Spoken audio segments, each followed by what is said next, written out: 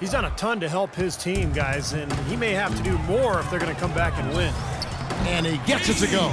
Seems like they're on their heels every time defensively because the ball continues to go into the post. Well, if they don't pick up the aggression, things are only going to get worse.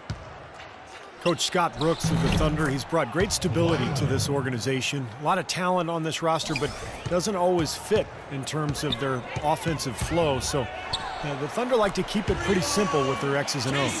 I mean, what are you going to do defensively? You can just rise up and bang down a three ball like that, and they get such separation with the height advantage.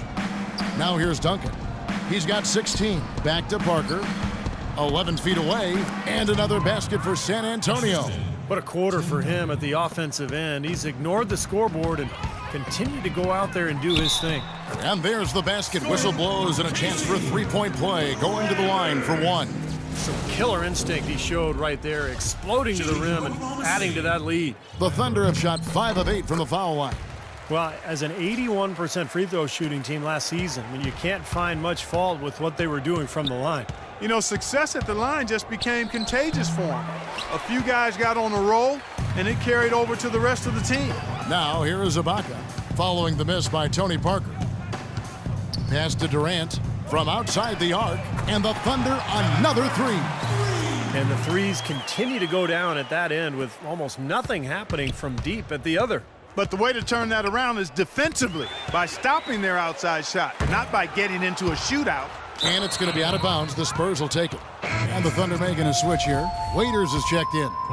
San Antonio's gotten blank from three-point land so far in the third. Still 0 for 3. And that one's good. Parker. The points just keep coming for him this quarter. And just at the right time, too, as they try to narrow the deficit. Here's Westbrook. And they're going to count the bucket and send him to the line. It could be a three-point play. The Monsters checked in for the Thunder. For Oklahoma City, they have shot 67% from the line, going 6 of 9. So much has been made about whether this is Durant's team or Westbrook's team, but in reality, I think it's both of their teams. I mean, Durant does what he does. He's an elite scorer, as is Westbrook. They couldn't be the team they are, the Thunder, without both of those guys being excellent and leading the way they do. He's absolutely killing it from outside. 1:51 left in the third quarter. Parker outside. Ball's knocked loose. Oh, and a fast break for Oklahoma City. That's good. I think that play sort of sums up what we've seen throughout, just simply being outplayed both sides of the ball.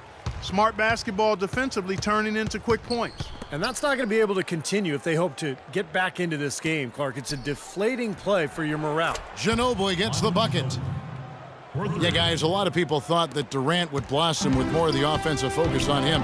But, Steve, the Thunder had showed they're not the same team and struggled when Westbrook was out. Well, and it really shouldn't be a surprise to anyone because Westbrook's an elite talent in this league, and you remove him from any team, it'll hurt. I think it was people speculating how much Durant could carry this team on his own, but the fact of the matter is Durant needs Westbrook and vice versa.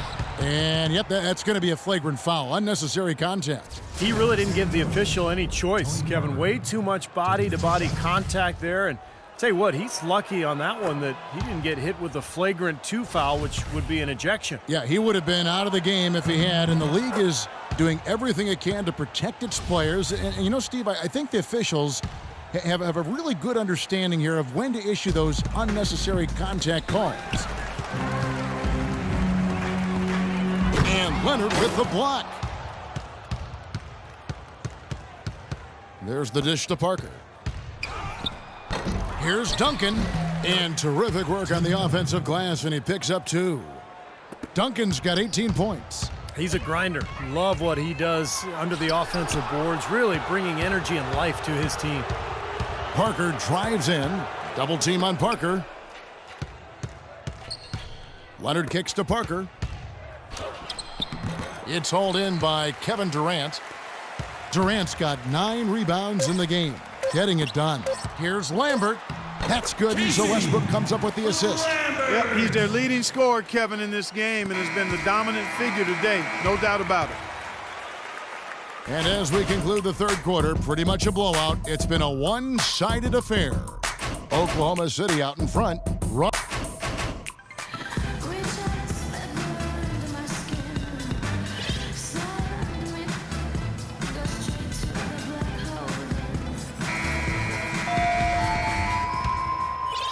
So it's San Antonio now. We've got Perry Jones, Jeremy Lamb out there with Andre Robertson. Then there's Nick Collison, and it's Adams in at the center. That's the lineup in the game for Oklahoma City. Joseph, that's good. Assisted by Forrest Diao. And here is Lamb. Time called here. The Thunder decide to talk it over. Boris Diaw was more aggressive looking for his offense last season, and he's got a lot of it. I thought he shot the ball extremely well. Excellent percentages both from the field, two-point range, and long range. And the Thunder going with a whole new group out there. And I think Doris Burke has something for us right now. Doris? Kevin, Greg Popovich was just going over the plan with his team. Offensively, he'd like to see them get the ball into the post as often as possible. That's where he thinks their biggest advantage lies. Another part of what he said to them centered on his desire to see them shooting the ball every opportunity that presents itself. He said, "Fire away, guys. You've got the green light." A few late-on-the-fly adjustments as the situation gets more desperate for them. It's going to be a tough hill to climb, guys. Great. Thanks for the report, Doris. And DL last season averaging around 9 points a game. That represented a major uptick in his scoring. Man, it's really not about his scoring either, as you know, Kevin. I mean, he's a guy who can beat you in a lot of different ways. Terrific passer, perfect in that Santa Cruz. Wow, we're going to remember that one for a while. I know I will, Kevin. That was special.